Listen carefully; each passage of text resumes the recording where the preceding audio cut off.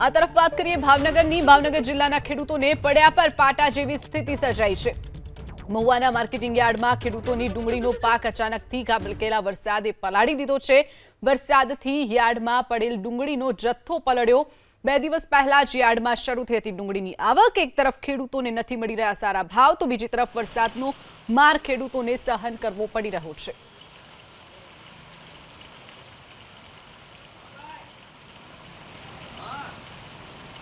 વધુ વિગતો સાથે સંવાદદાતા પાર્થ આપણી સાથે છે। પાર્થ, વહેલી સવારથી જે રીતે વરસાદ વરસી રહ્યો છે, મેઘરાજાએ ભાવનગરને ગમરોડ્યું છે। એક તરફ કેટલાક વિસ્તારોમાં વરસાદી પાણી ભરાઈ જવાની સમસ્યા, કેટલાક વિસ્તારોમાં વૃક્ષો પણ ધરાશાયી થયા છે, તો યાર્ડમાં જે ડુંગળીનો પાક હતો તે પણ પલળી ગયો છે। પાર્થ, જી જણાવી દઉં, ભાવનગર જિલ્લાના ખેડૂતો છે તેમને આ વર્ષે બેવડો ફટકો લાગ્યો છે। એટલા માટે કે એક તરફ કુદરતનો માર છે અને બીજી તરફ જે હરાજી કરવા માટે જે ખેડૂતો પોતાની જે જણસ લઈને જાય છે, ડુંગળી લઈને જાય છે, તે પલળી ચૂકી છે। તાજેતરની અંદર મહુવાની અંદર 2 ઇંચ જેટલો વરસાદ નોંધાયો છે। એક તરફ કુદરત છે તે ખેડૂતો ઉપર રૂઠી હોય તેવું લાગી રહ્યું છે। આ મહુવા માર્કેટિંગ યાર્ડના દ્રશ્યો છે કે જ્યાં સફેદ ડુંગળીની 1 લાખ થેલાની આવક થઈ છે, જ્યારે લાલ ડુંગળીની 5000 થેલાની આવક થઈ છે। પરંતુ આજે સવારે જે વરસાદી વાતાવરણ અને મહુવા તાલુકા અને ગ્રામ્ય પંથકની 2 ઇંચ વરસાદ થયો છે, ત્યારે મહુવા માર્કેટિંગ યાર્ડની અંદર જે ડુંગળી રાખવામાં આવી હતી તે પલળી ચૂકી છે। જોકે 2 દિવસ પહેલા જ મહુવા માર્કેટિંગ યાર્ડની અંદર આજે હરાજી છે તે શરૂ કરવામાં આવી છે, પરંતુ આ જે ડુંગળી પલળી ચૂકી છે તેનાથી ચોક્કસથી કહી શકાય કે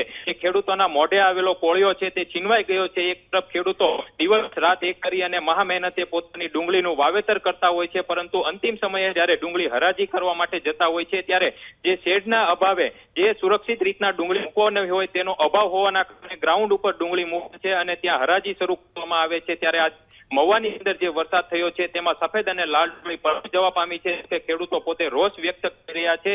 મહુવા માર્કેટિંગ યાર્ડની અંદર અનેક વાહનો છે તે પણ ફસાઈ ચૂક્યા છે। એક તરફ ખેડૂતોને માત્ર 2 થી 3 રૂપિયા કિલોના ભાવ મળી રહ્યા છે અને બીજી તરફ અત્યારે જે વરસાદ થયો છે તેના કારણે ડુંગળીનું કોઈ માપદંડ છે તે પણ ચોક્કસથી નક્કી થઈ શક્યું નથી અને ખેડૂતોની ડુંગળી મફતના ભાવે વેચાઈ રહી હોય તેવું ચોક્કસથી કહી શકાય। એટલે કે ખેડૂતોને 1 વીઘે 15 થી 20,000 રૂપિયાની નુકસાની વેઠવાનો વારો આવ્યો છે અને આ ડુંગળી પલળી ચૂકી છે, તેના કારણે મફતના ભાવે ફેંકી દેવાનો વારો ખેડૂતોને આવશે તેવું ચોક્કસ કહી શકાય।